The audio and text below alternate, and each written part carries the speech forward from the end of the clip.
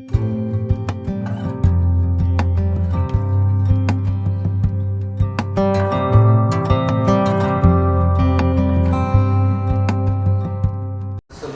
परमेश्वर पिता हम और शुभ अवसर आपने दिए, तेरे नाम को ऊंचा करते।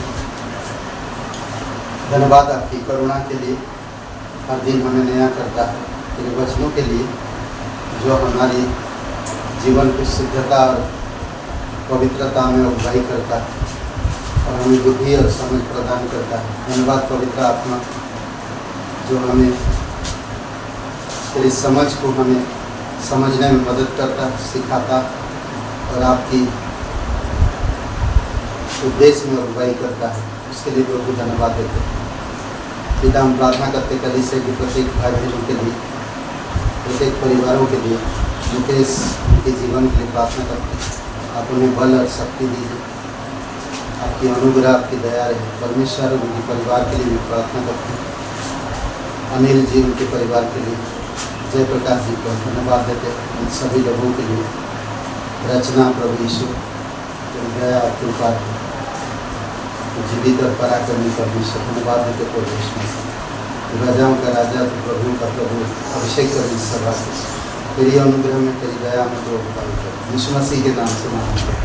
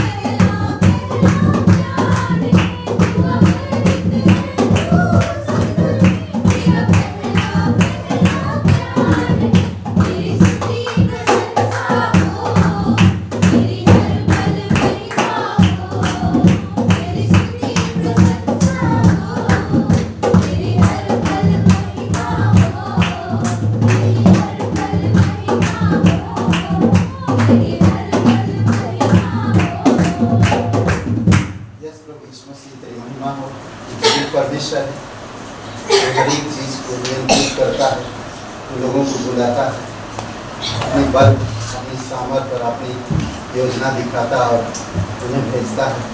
धन्यवाद देते प्रभु यीशु। उत्पत्ति से लेकर प्रकाशित वाक्य तक हर एक समय तो लोगों को बातें किया और बातें करेगा। तेरे लोगों के साथ तो एक दिन राज्य करे। तेरे राज्य शांति का भवन। धन्यवाद देते प्रभु यीशु और तेरे पवित्र लोग तेरी महिमा करेंगे। धन्यवाद देते तेरी महिमा करते। कैसे मैं तेरी महिमा गाऊं, शब्द भी कम पड़ जाए। लिखने बैठूं तेरी बातें, कागज में ना समाए। कैसे मैं तेरी महिमा गाऊं, शब्द भी कम पड़ जाए। लिखने बैठूं तेरी बातें, कागज में ना समाए। आश्चर्य तेरे है जग में इतने, कैसे मैं इनको बयान करूं। आश्चर्य तेरे है जग में इतने, कैसे मैं इनको बयान करूं। तेरी प्रशंसा करूं, तेरी प्रशंसा करूं। धन्यवाद कहूं, धन्यवाद कहूं। किससे करूं मैं तेरी तुलना, कौन है तेरे समान। तूफान भी सुनकर तेरी वाणी, सागर भी हट जाए। किससे करूं मैं तेरी तुलना, कौन है तेरे समान। तूफान भी सुनकर तेरी वाणी, सागर भी हट जाए। आश्चर्य तेरे है जग में इतने, कैसे मैं इनको बयान करूं। आश्चर्य तेरे है जग में इतने, कैसे मैं इनको बयान करूं। तेरी प्रशंसा करूं, तेरी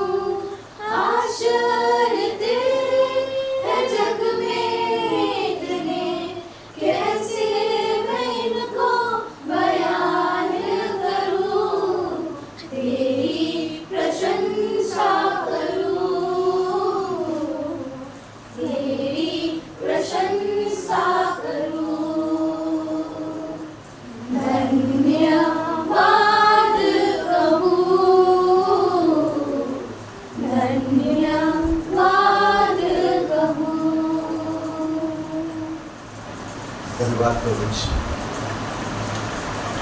तेरा जैसा कोई नहीं, तेरे साथ तू है, तू हमेशा रहेगा। तू पवित्र है, तू धर्मी है। तेरी वचन, तेरे कार्य अद्भुत है। धन्यवाद आपके वचनों के लिए, धन्यवाद आपके अनुग्रह के, धन्यवाद आपके प्रेम के, अभिषेक करो इस सभा को। तेरी दया आपने कृपा करो सभा को तुम्हारे जीवित और पराक्रमी करो। धन्यवाद प्रत्येक हृदय आत्मा से बातें करो। स्वर्ग से तेरी अनुग्रह की सिंहासन से तेरी आत्मा के द्वारा बातें करो। धन्यवाद यीशु मसीह के नाम से मांगते हैं, आमीन। आप सभी लोगों का स्वागत है और एक ताली बजाएंगे जोरदार। ओके, हमारे सुभद्रा जी पहली बार आए हैं? दूसरी बार। स्वागत है आप लोग, बहुत बहुत धन्यवाद। ओके, क्लास सोमवार और मंगलवार दोनों दिन होगा प्रार्थना के ऊपर और उत्पत्ति की किताब। इस बार हम सीखें किस तरह से भाषा में अलग अलग भाषा क्यों आया इस धरती पर और परमेश्वर की मंशा क्या था भाषा में गड़बड़ी लाने का। उसके ऊपर हम लोग जान पाएंगे आज कि और अगली बार हम लोग देखेंगे एक राष्ट्र कैसे बना, एक परिवार, अब्राहिम की बुलाहट के ऊपर। ओके, बहुत अच्छा क्लास है और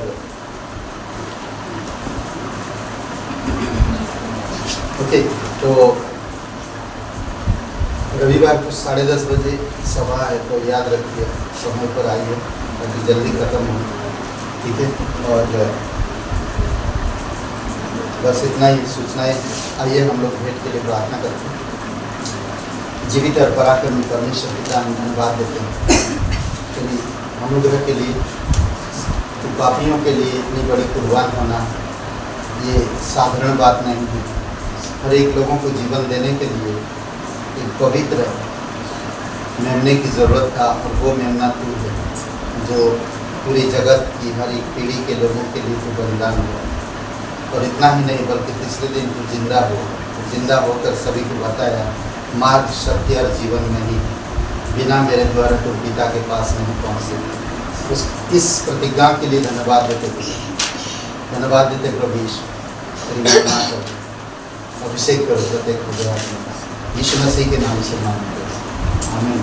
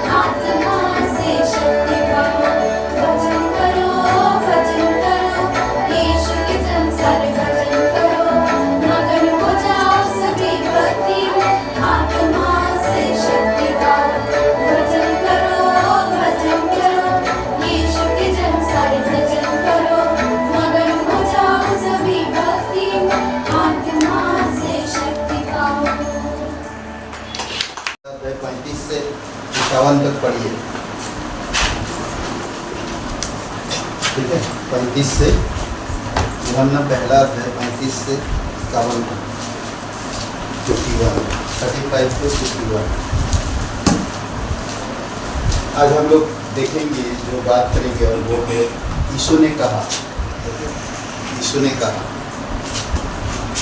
दूसरे दिन फिर यूहन्ना और उसके चेलों में से 2 जन खड़े हुए थे और उसने यीशु पर जो जो हो रहा था दृष्टि करके देखा। देखो, यह परमेश्वर का मेमना है। तब वे दोनों चेले उसकी यह सुनकर यीशु के पीछे हो लिए। यीशु ने मुड़कर उनको पीछे आते देखा और उनसे कहा, तुम किसकी खोज में हो? उन्होंने उससे कहा, हे रब्बी, अर्थात हे गुरु, तू कहाँ रहता है? उसने उनसे कहा, चलो तो देख लोगे। तब उन्होंने जाकर उसके रहने का स्थान देखा और उस दिन उसके साथ रहे। यह 10वें घंटे के लगभग था।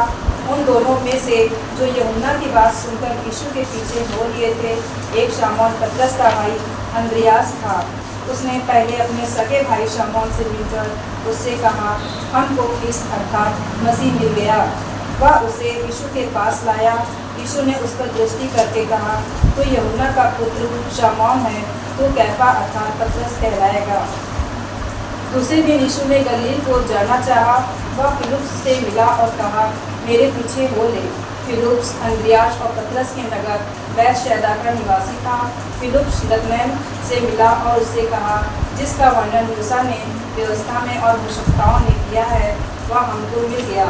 वह यूसुफ का पुत्र यीशु नासरी है। नतनएल ने उससे कहा, क्या कोई अच्छी वस्तु भी नासरत से निकल सकती है?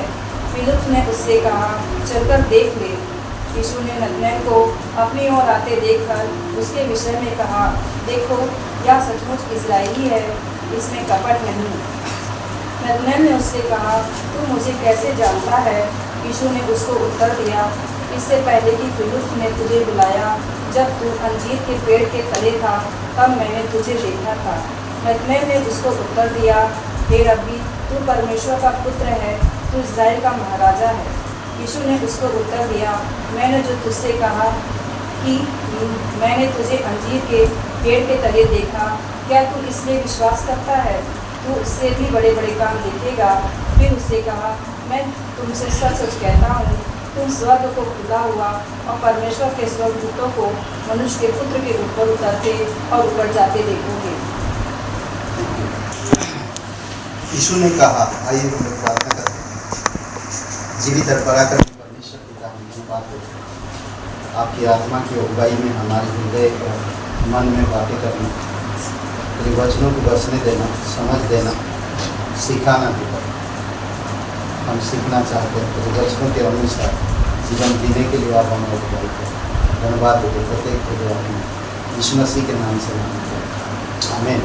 ओके, हम लोग देखेंगे यीशु ने कहा। ओके, इस पूरी बाइबल तो परमेश्वर ने कहा है। तो उत्पत्ति की किताब में हम लोग देख सकते हैं किस तरह से परमेश्वर कहा और चीज़ें हो गया।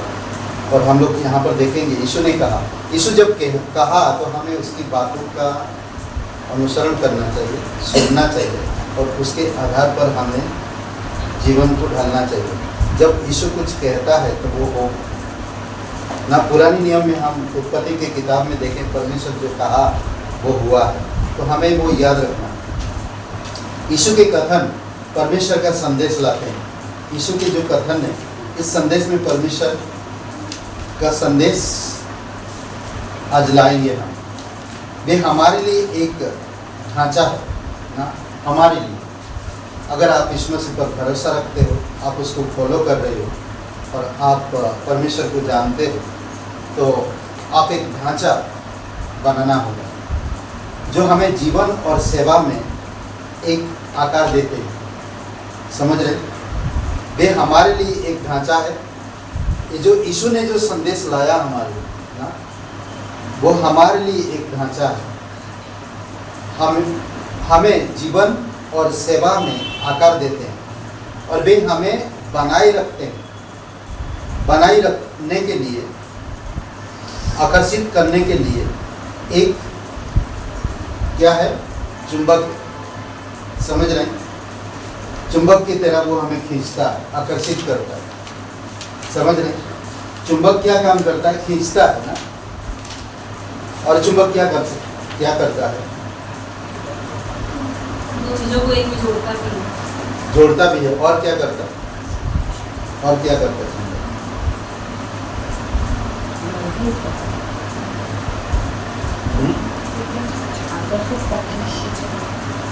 मुझे भी नहीं मालूम।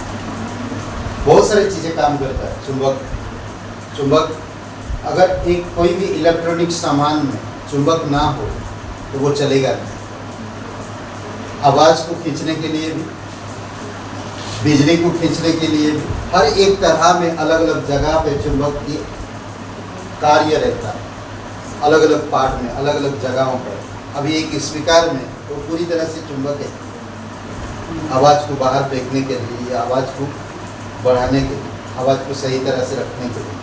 बहुत सारे ऐसे चीज़ें, उससे भी बढ़कर हमारे परमेश्वर की वचन जो यीशु ने कहा, हमें उस चीज़ को ध्यान देने की ज़रूरत है। ओके, 42 वचन में कहता है, वह हमें बताता है कि हम क्या है। 42 वचन 42 में वह हमें बताता है कि हम क्या है। तो सीमन योना का पुत्र कहता है, तो सीमन योना का पुत्र है। 42 में सीमन नाम का, सीमन पतरस का असली नाम था। पतरस जो यीशु मसीह का चेला था, सीमन उसका नाम असली था। समझ रहे? पतरस का नाम सीमन था और वो असली नाम था। जैसा उसके जीवन में स्वभाव और पापों में पहचान गया है, पापों में पहचाना गया है। ओके, और सीमन नाम का अर्थ है सुनने वाला, सुनने वाला। और वो सुनता था, सुनने वाला, जो हिब्रू नाम से आता है। हिब्रू, यूनानी और हिब्रू दोनों नाम में सुनता है ऐसा शब्द आता है। ओके, और एक नाम आता है उसका केफा। केफा नाम का अर्थ है आरामी नाम, आरामी नाम है जिसका मतलब होता है पत्थर। पतरस यूनानी नाम था जिसका मतलब होता है पत्थर। समझ रहे?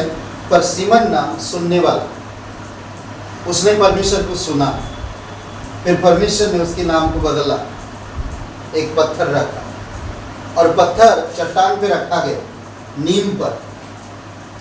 समझ रहे? वो पत्थर को चट्टान पर रखा गया, नीम पर। तो क्या बना? कलीसिया। समझ रहे? चट्टान कौन है? यीशु मसीह। नींव है, और पतरस एक छोटा सा पत्थर है, और वो पत्थर को कहाँ पर रखा गया? चट्टान पर। समझ रहे? जब चट्टान पर रखा गया तो क्या हुआ? कलीसिया बनता गया। पतरस ने क्या किया? और भी बहुत सारे पत्थर पैदा किया जब परमेश्वर की प्रचार किया। प्रेरितों के काम पे दूसरे अध्याय में जब प्रचार किया तो बोलते 3000 पत्थर आ गए। कौन सा पत्थर? जीवता पत्थर, प्राण, और आकर जुड़ गए किसमें? नींव में, उस पत्थर में एक साथ जुड़ गए चट्टान में। तो क्या बन गया? कलीसिया। केफा नाम का अर्थ आरामी नाम है, इसका जो मतलब है पत्थर। ओके,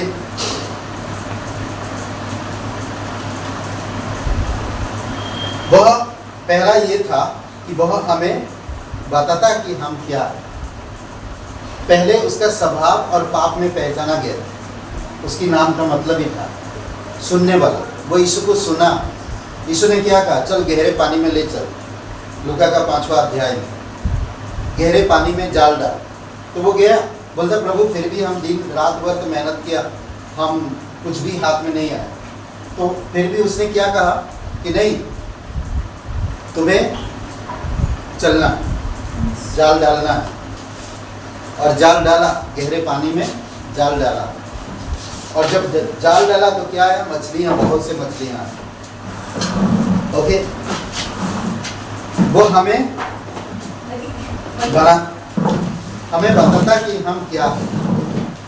तो सीमन योना का पुत्र, और उसका जीवन का एक पहचान दिया। उसी प्रकार हम हर एक इंसान को परमेश्वर अपनी हम क्या है वह बताना चाहता है। हम परमेश्वर में कोई साधारण व्यक्ति नहीं है, हम छोटे व्यक्ति नहीं हैं। आपकी छोटी सी प्रार्थना, आपकी छोटी सी उपस्थिति, आपकी छोटी सी भरोसा, आपका छोटा सा हृदय से जब परमेश्वर की महिमा करते हैं तो परमेश्वर आनंद मनाते हैं। स्वर्ग में समझ रहे, भजन संहिता 8 में कहता, इंसान क्या है, इंसान क्या है जो तुम उनका ध्यान रखता। समझ रहे, मनुष्य क्या है जो उनका तो इतना कदर करता, ध्यान रखता है। ओके, वह हमसे प्रश्न पूछता है। संदेश में हम लोग कई बार बातें किए हैं, अभी शायद एक हफ्ता पहले में बातें किया कि वो हमसे प्रश्न पूछता है।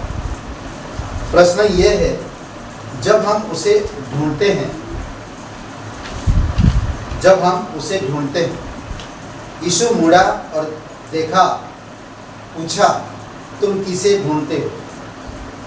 यीशु मुड़ा और देखा, तुम किसे ढूंढ रहे हो? हम लोग इस तरह वचन पढ़ा ना, तुम किसे ढूंढते हो? यीशु मसीह सभी प्रश्न के उत्तर हैं, हमें ये समझने की जरूरत है। हर एक प्रश्न का उत्तर है यीशु ना। 35 से लेकर 37 तक दोबारा पढ़िए वचन। यूहन्ना पहला 35 से लेकर 37 तक। दूसरे दिन फिर यमुना और उसके चेलों में से 2 जन खड़े हुए थे और उसने यीशु पर जो हो रहा था दृष्टि करके कहा, देखो यह परमेश्वर का मेमना है। तब वे दोनों चेले उसकी यह सुनकर यीशु के पीछे हो लिए। ओके, यीशु के पीछे हो लिए। 38। यीशु ने मुड़कर उनको पीछे आते देखा और उनसे कहा, तुम किसकी खोज में हो? उन्होंने उससे कहा, हे रब्बी, अर्थात हे गुरु, तू कहाँ रहता है? ओके, ढूंढ रहे, किसे ढूंढ रहे? वो प्रश्न भी पूछता है ना, तुम किसे ढूंढ रहे हो? और पूछता है और देखा, उनको मुड़ा उनके तरफ और देखा और पूछा, तुम किसे ढूंढते हो?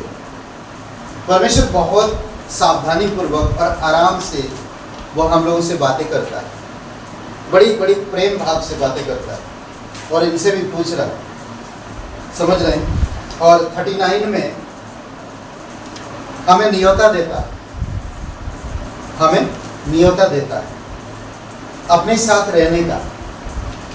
39 पढ़िए, देखिए क्या कहेगा। उसने उनसे कहा, चलो तो देख लोगे। तब उन्होंने जाकर उसके रहने का स्थान देखा और चलो उस दिन चलकर तुम देख लो। और देखा और उसके साथ रहा और वार्तालाप की। कितना अच्छा ना, कोई उसे पीछे पीछे आ रहा था, उनसे बातें किया, नगर आने दो जो होना, यार इनसे बच के निकल जाना चाहिए। कभी कभी हम लोग यही विचार करो, उनसे बच के निकलो भाई, होता क्या ना, कई बार हम लोग ऐसा सोचते हैं। बट यीशु हर एक लोगों से बात करना चाहता, उनकी उलझन भरी जिंदगी में या परेशानी में वो प्रश्न करना चाहता और बताना चाहता कि तुम कौन हो, तुम कैसे हो, चलो तुमको मैं बताऊंगा और तुम्हें मैं दिखाऊंगा। वो न्योता देता है 39 वचन में अपने साथ रहने का। उसने उनसे कहा, चलकर देखो।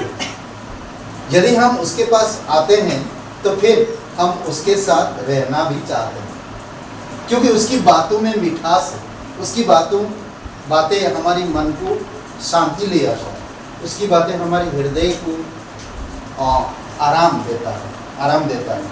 समझ रहे हैं? तो इसीलिए जब हम उसके पास आएंगे तो हम उसके साथ रहने के लिए सोचेंगे ना। जब हम उसके पास आएंगे ही नहीं तो हम उसके पास रहने का सोचेंगे भी नहीं। करेक्ट? 43 वचन में वह हमें बताता है हमें क्या करना चाहिए अच्छी तरह से। वो देखिए किस तरह से बुलाता है लोगों को, किस तरह से उनको बता रहा। हमारे भी कार्य यही है। आज जो हम सुसमाचार लोगों को सुनाते हैं तो हम बड़ी प्रेम से और दया भरे हृदय से हमें बात करना चाहिए। कई बार लोगों के पास बहुत सारे प्रश्न हैं, उन प्रश्नों का उत्तर कोई नहीं देता। लोगों को प्रेम करने वाला कोई नहीं, लोगों को सही बात बताने वाला कोई नहीं, लोगों की दुख दर्द कोई सुनने वाला नहीं। तो इसीलिए हमें जब भी प्रचार या कुछ करते हैं तो उनकी बातें सुनना चाहिए। उनके पास क्या, यीशु हमें बताता है हमें क्या करना है, मेरे पीछे हो। यहाँ पर 3 आज्ञा देता है यीशु हर एक विश्वासी के लिए, चाहे वो कैसे भी, चाहे वो स्त्री पुरुष नौजवान कोई भी हो। 3 आज्ञा देता है यहाँ पर। आओ विश्वास करो पीछे हो लो, समझ रहे? आओ विश्वास करो पीछे हो लो। 3 ये आज्ञा यीशु ने दिया है। हमें ये 3 आज्ञा को कभी नहीं भूलना चाहिए, कभी भी नहीं भूलना चाहिए। आओ विश्वास करो पीछे हो लो, ये 3 आज्ञाएं मसीह के द्वारा दी हुई है। अगर यीशु हमसे बातें कर रहा और कुछ आज्ञाएं दे रहा तो हम उन आज्ञाओं को फॉलो करना चाहिए, हमें उस आज्ञाओं को मानना चाहिए। समझ रहे? 47 वचन में वह प्रशंसा करता है। कई पढ़िए 47 वचन 47। यीशु ने नतनएल को अपनी ओर आते देखकर उसके विषय में कहा, देखो यह सचमुच इस्राएली है, इसमें कपट नहीं। ओके, उसके अंदर कपट नहीं। वो जानता है हमारी मन की बात, वो जानता है हमारी भविष्य और भूत को वो अच्छी तरह से जानता है। ये सब एक अच्छा इजराइली है, इसके अंदर कपट नहीं। वह प्रशंसा करता है, आपका तारीफ करे जब आप सच्चाई में, उसकी वचनों में, उसकी आज्ञा के अनुसार चलेंगे तो वो आपका तारीफ करे। तारीफ के योग्य हम नहीं हैं, पर फिर भी वो तारीफ करता है। परमेश्वर आपका तारीफ करता है। समझ रहे हैं? जब हम निष्कपट जीवन, निष्कपट चरित्र देखता है, समझ रहे हैं? निष्कपट चरित्र, हमें कभी कपट नहीं रखना चाहिए किसी के भी साथ, कैसे भी इंसान क्यों ना, कभी भी कपट नहीं रखना चाहिए। कभी भी हमें, अगर कोई आपको कुछ समझ नहीं रहा तो उसको कोसो मत करो। कुछ आपको नहीं समझ रहा वो इंसान, तो आप उसके बारे में कुछ बोलो मत। आप परमेश्वर में हो, आप परमेश्वर की बातों को ध्यान दो और उसके लिए प्रार्थना करो ना। कई बार होता है इंसान अपनी भौतिक चीज़ों को ध्यान देता है, शारीरिक चीज़ों को ध्यान देता है और सांसारिक चीज़ों को ध्यान देता है, और आपसे शायद लड़ाई भी कर सके, गुस्सा हो जाए, आपसे नाराज हो जाए। बट परमेश्वर कभी भी आपसे नाराज नहीं हो, गुस्सा नहीं होगा, कभी भी नहीं। हमें परमेश्वर के अनुग्रह को समझने की जरूरत है। क्यों प्रशंसा कर रहा? इसका चरित्र निष्कपट।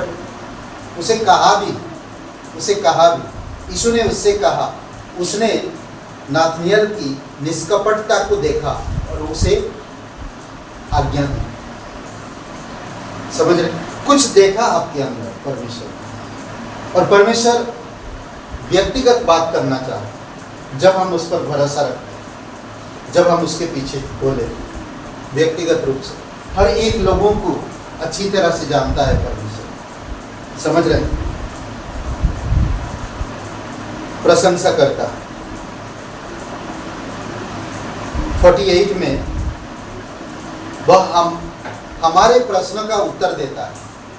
यहाँ पर एक प्रश्न है, पढ़िए 48 वचन को। नतनएल ने उससे कहा, तू मुझे कैसे जानता है? ओके, तू मुझे कैसे जानता है? जब हम प्रश्न पूछते हैं तो हर एक प्रश्न का उसके पास उत्तर है। तू मुझे कैसे जानता है? क्या प्रभु तुम, कई बार हम लोग क्या करते, हम लोग उसको परमेश्वर इतना सब कुछ जानने के बावजूद भी हम परमेश्वर को कोसते हैं। क्या प्रभु तुझे पता नहीं है? मैं वचन पढ़ता, प्रार्थना करता, फिर भी मेरे जीवन में दुख क्यों आता? वो पूछ रहा, तू कैसे जानता ना? कई बार कई सारी परिस्थितियां हमारे जीवन में आता है और प्रभु उसका उत्तर है, पर हम प्रभु के पास नहीं आते। यीशु के पास हमें आना चाहिए, हमें उससे शांत होकर सुनना चाहिए, तो वो ऑटोमेटिकली वो प्रॉब्लम, वो परेशानी दूर ऑटोमेटिकली दूर होगा। आज कई बार नए लोगों के पास जब आप जाते हैं, उनकी परेशानी के लिए प्रार्थना करते हैं, लोग नहीं आए, लोगों का मन इधर उधर, लोग चाहते तुरंत फटाफट समाधान, तुरंत फटाफट। हर एक इंसान आज चाहता कि कोई भी, और हमारे भी आदत ऐसा है कि कुछ होता है तो तुरंत समाधान। हम धीरज नहीं रख पाते, हम संयम नहीं रख पाते, और हम सहनशीलता नहीं रख पाते। तो इसी वजह से कुछ चीज़ें हमें प्राप्त नहीं हो पाती और हम जटिलता में फंसते जाते हैं। जटिलता मतलब समझ रहे हैं? उलझन, और भी उलझन में फंसते जाते हैं। फिर हम उधर चले जाते हैं, जो जैसा कहता हम वैसे करने लगते हैं, भ्रमित हो जाते हैं। कभी कभी देखेंगे क्या बोलते हैं, कुछ चीज़ आप रस्सी या धागा आप खोल रहे हैं, थोड़ा वक्त लग रहा है और आपका पेशेंट आप खो रहे, पेशेंट मतलब धीरज आप खो रहे, खोल नहीं रहा, कोशिश कर रहे हैं चारों तरफ से, धागा उलझी हुई, धागा चारों तरफ से उलझी हुई है। उसी प्रकार हमारा भी जीवन चारों तरफ से उलझा रहता है एक धागे की तरह, और आप उसको धीरे धीरे खोल रहे हैं, खोल भी रहे थे आप अच्छा से, पर समय लगेगा उसको खोलने के लिए, बहुत समय लगेगा। समय लगेगा तो आपके पास धीरज नहीं हुआ, जब समय नहीं हुआ तो आप क्या किया, नहीं चाहिए दूसरा धागा दे, करते हैं कई बार ऐसे हमारा लाइफ। कई बार हम लोग ऐसे धीरज रख, परमेश्वर आपको धीरज देगा, आपका धीरज को परख, क्या बोलते हैं कि याकूब का पहला अध्याय में धीरज विश्वास परखा जाता, क्यों? धीरज के लिए, धीरज आने से, धीरज को अपना काम करने दो तो क्या लाएगा, सिद्धता, सिद्धता लाता। कई बार हमारे पास वो धीरज नहीं होता।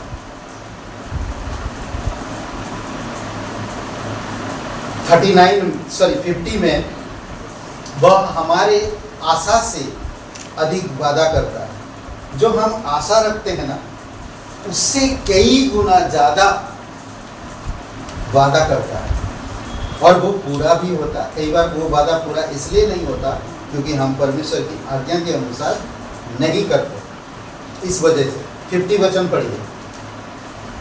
यीशु ने उसे उत्तर देते हुए कहा, मैंने तुझसे कहा कि मैंने तुझे अंजीर के वृक्ष तले देखा, क्या तू इसलिए विश्वास करता है?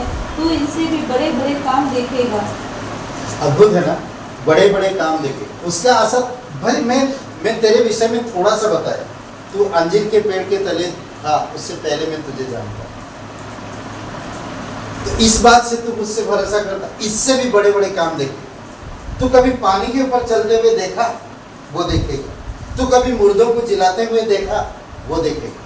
तू कभी अंधों की आंखें बिना इलाज के खुले हो, अंधों की आंखें बिना इलाज के कभी सुना नहीं। कभी ऐसे दुष्ट आत्माएं, कभी ऐसे बीमारी जो सालों साल पड़े हैं, तू ऐसे ऐसे काम देखेगा। बोलते ना कि हमारी आशा से बढ़कर परमेश्वर काम करता है। इसलिए हमें परमेश्वर की सुनना चाहिए, उसको ढूंढना चाहिए, उसके करीब आना चाहिए, उसके वचनों पे आकर्षित होना चाहिए। 51 पढ़िए।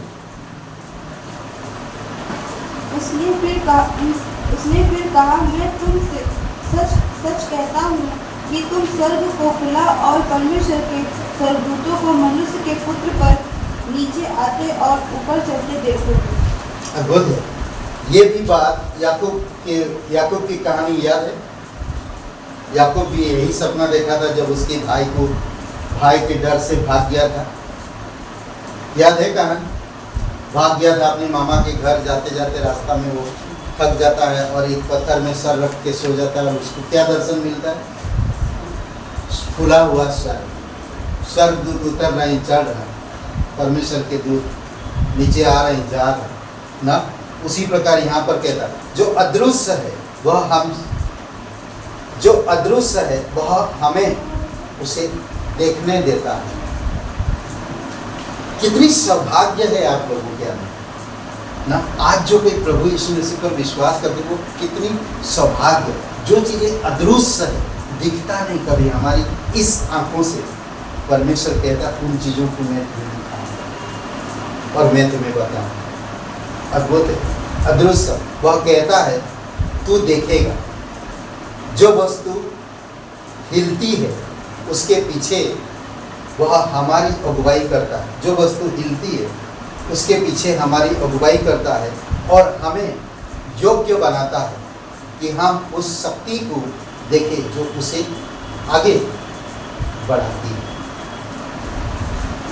समझ रहे हैं? कई बार हम नहीं चीज़ें समझ पाते जो परमेश्वर हमारे लिए करना चाहते हैं।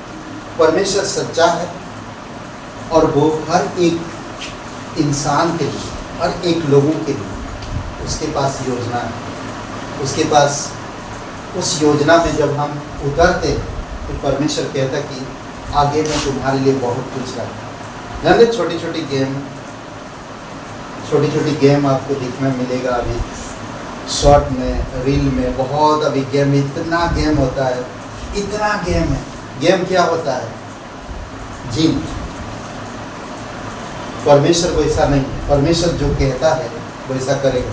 वहाँ पर हार कभी नहीं होगा, आप हारोगे नहीं, क्योंकि परमेश्वर की वचन, परमेश्वर की आत्मा और परमेश्वर की कलीसिया के द्वारा आपको जो ब्लेसिंग है उससे बढ़कर और कोई भी चीज़ नहीं है। इसीलिए यीशु जो कहता है उसकी बातों पर हमें यकीन करने की जरूरत है, उसके वचन पर, उसकी आज्ञा पर, उसकी इच्छा पर। आइए प्रार्थना करते हैं। पिता परमेश्वर, प्रभु यीशु से हम धन्यवाद देते हैं।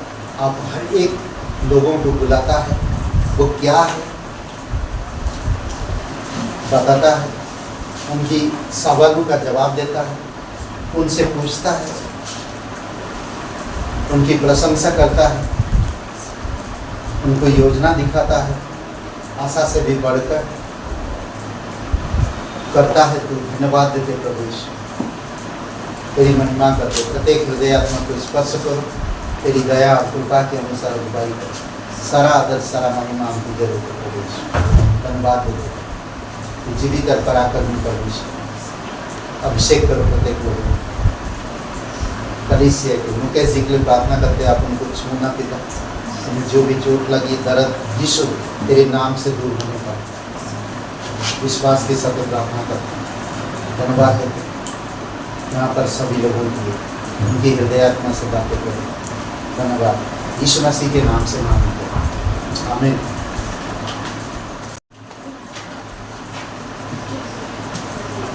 सेनाओं का यहोवा हमारे संग संग है, याकूब का परमेश्वर हमारा ऊंचा गढ़ है। सेनाओं का यहोवा हमारे संग संग है, याकूब का परमेश्वर हमारा ऊंचा गढ़ है। जिसने आकाश बनाया, जिसने पृथ्वी बनाई, जिसने आकाश बनाया, जिसने पृथ्वी बनाई, वो सर्वशक्तिमान प्रभु है, वो यहोवा हमारे संग संग है। वो सर्वशक्तिमान प्रभु है, वो यहोवा हमारे संग संग है। ओ सेनाओं का यहोवा हमारे संग संग है, याकूब का परमेश्वर हमारा ऊंचा गढ़ है। सेनाओं का यहोवा हमारे संग संग है, याकूब का परमेश्वर हमारा ऊंचा गढ़ है। समंदर को जिसने डुबाया, जंगल में से मार को निकाला। समंदर को जिसने डुबाया, जंगल में से मार को निकाला। जो वायदे को करता है पूरा, वो यहोवा हमारे संग संग है। जो वायदे को करता है पूरा, वो यहोवा हमारे संग संग है। ओ सेनाओं का यहोवा हमारे संग संग है, याकूब का परमेश्वर हमारा ऊंचा गढ़ है।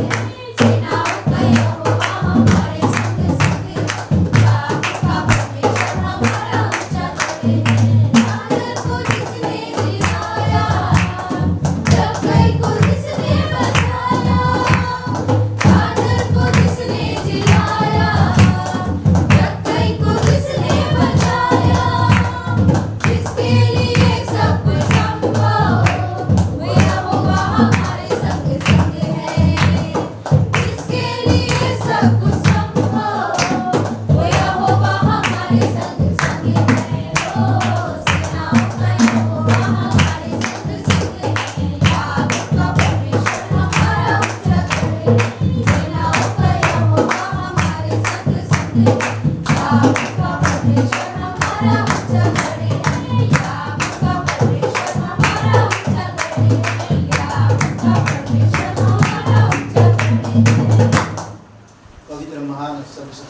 परमेश्वर पिता हम धन्यवाद देते तू करुणामय परमेश्वर